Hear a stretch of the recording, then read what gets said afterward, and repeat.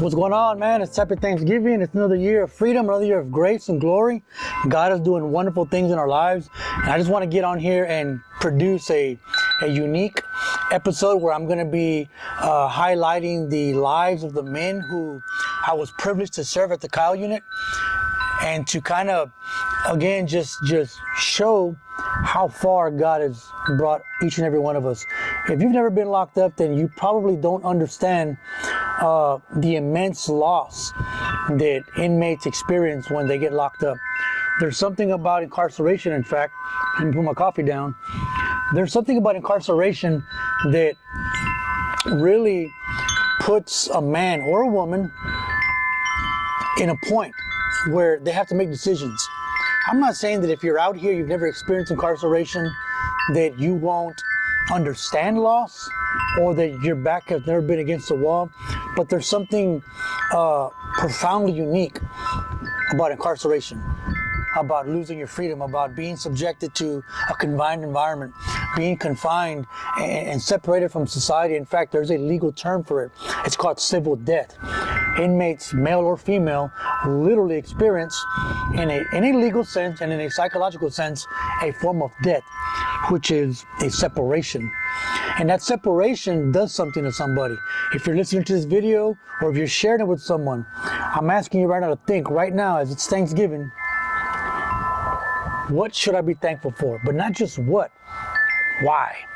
Because I've learned in my personal experience that people, and here's a good example. It's a beautiful Thanksgiving morning, and I'm setting up the lights outside here in the house, in the front yard. I pulled out the Christmas tree, and I'm just festive. I'm in the mood. I'm in the moment. I'm just thankful. I'm happy because God has given me so much. He has saved me from so much. But as I'm festive and I'm in the mood and I'm hanging up lights, putting up the Christmas tree, my stepdaughter Ava is having a meltdown over what she wants for Christmas, or what she doesn't get, or how come this or how come that. My son, 5-year-old Justin, running around complaining about, why this is not happening, why that's not happening. And I'm honestly trying to do my best to remain positive and festive and thankful in the midst of a 17-year-old brat who is so ungrateful, and a 5-year-old little boy who doesn't know why the scissors don't work. If you have kids, you know exactly what I'm talking about. But anyway, as I'm decorating and I'm hearing the kids, especially my stepdaughter, complain and be so ungrateful and so unthankful, I started thinking about my life. And I started thinking about your life if you're watching this video and you've been locked up. In the scriptures, there's a point in God's people's lives where He brought them out of Egypt, right? He brought them out of Egypt after being enslaved for 400 plus years, saved them, delivered them, and they're walking through this wilderness to get to the promised land. But if you know the scriptures and you know the story, they began to complain. And they began to complain because they forgot. They forgot what God saved them from. In fact, this is applicable. This is very important for you and I to understand, because if you reach a point in your life where not only you forget, but you'll actually, because you might be saying, well, how do I know I've forgotten what God has saved me from? How do I know? Because I work hard, I pay my bills, I'm faithful to my wife, I raise my kids. Ruben, I'm great, I'm good. How can I know I'm unthankful, ungrateful? It's really simple. When you begin to feel entitled to certain things. Now, I want you to think about that. Entitlement. Thinking that because you work so hard, things are owed to you. Now, I get it. There's a reward for hard labor. I understand that. That's not what I'm talking about.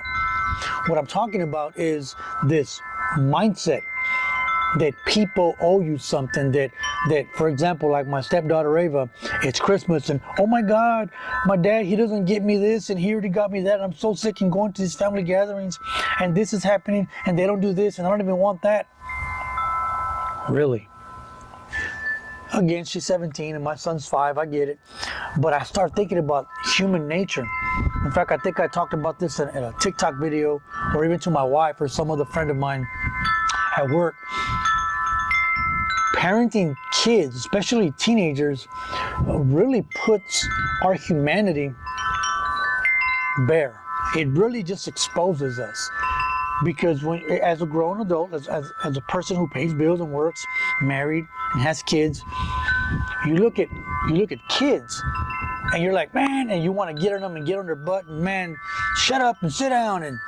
But they're really a reflection of humanity. Unmatured, undisciplined. That's all kids are. So when I hear my stepdaughter losing her ever-loving mind over why her dad won't get her this or why we won't get her that, I think about the nature of humanity and how entitled we feel and how ungrateful we are. And it is Thanksgiving. And that's why I wanted to jump on here and share a quick word with you guys regarding not only being thankful, but understanding the signs that you might display when you're unthankful. And the unthankfulness you begin to display oftentimes reveals itself when you're complaining and you're thinking that certain people owe you something. Don't do that, man. Think, this is, if you were at the cow unit and you're watching this video, I told you guys, hey, if you behave, if you make good decisions, this is going to be the last time you're locked up. This is going to be the last time you're going to be separated from your family during these precious moments, these holidays, Thanksgiving, Christmas, New Year's, where families gather most, where you begin to reflect on how grateful and how blessed you really are. I told you guys, if you make the right decisions, you'll never have to do this holiday thing in prison or in jail again. And if you're out here watching this video, kudos, man, you're making good decisions. But even in good decision making, you and I can still slip into ungratefulness. You and I can still slip into an attitude of not having gratitude. And you'll know you have it because you start thinking that certain people owe you things or whatever. So guys, I just want to confess that if it wasn't for my time at the cow unit, I probably wouldn't have known how truly blessed I am. Because when I was teaching blueprints, when I was going into the dorms and holding group, doing one-on-one sessions in my office, I would often reflect, man, did God really bring me this far? Granted, I thought I was going to be working as a counselor for like all of my life, but maybe that was just a phase, a season, a stepping stone. I don't know. But in those moments, I started to think, man, God has really brought me this far. From a life of dysfunction and abuse and criminal activity to now I'm in a correctional facility, being able to share and pour my life out with these men. And if you're one of them, guys, it was a privilege to serve you. It was a privilege, man, to be there doing group. I know I had to write some of you guys up. I know I had to give you some discipline, but hey, man, it comes with the territory. No hard feelings. Just know that you're out here and you're blessed. Man, don't give up. I know sometimes you might lose your job, maybe your baby mama or your wife or your parents, or things just aren't going your way. Maybe you can't really see your kids. You can still be thankful. You can still choose to do the right thing because you don't have to go back to a life of crime. You don't have to go back to a life of drug abuse. You don't have to go back to those things that shackled you and enslaved you to a life of sin and death and separation. You don't have to do that, man.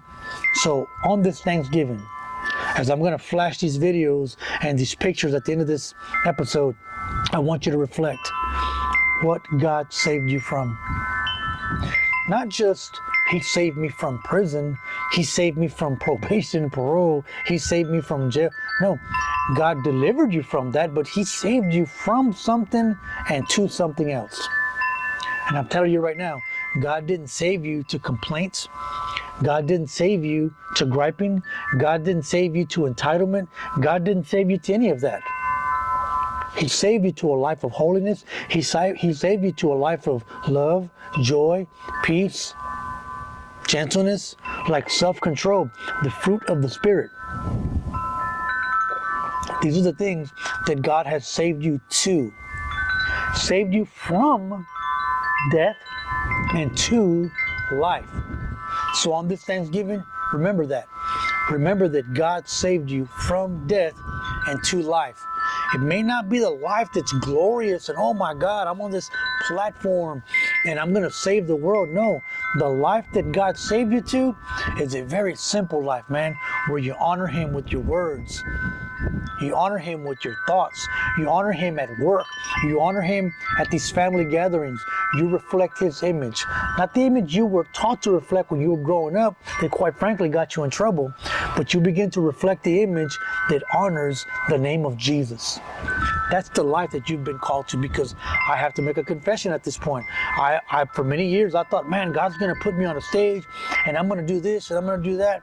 And none of it panned out. And it probably won't. But that's okay.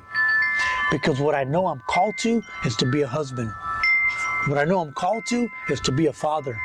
What I know I'm called to is to be a worker at my job that's honorable and reputable, and one who displays Christ-like qualities and characters. And that's what you're called to. Okay, you want to get out here and preach and teach and sing songs and record, and that's cool, man. Ain't nothing wrong with that. But don't get it twisted, right? Remember that the life that you were called to is a life of simplicity that honors the name of Jesus Christ. So guys, God bless you. Thank you for tuning in. Spread the word, like, share these videos, man. We're trying to get it out. I want to record more of you guys on these podcasts. So God bless you. Have a good one. Happy Thanksgiving.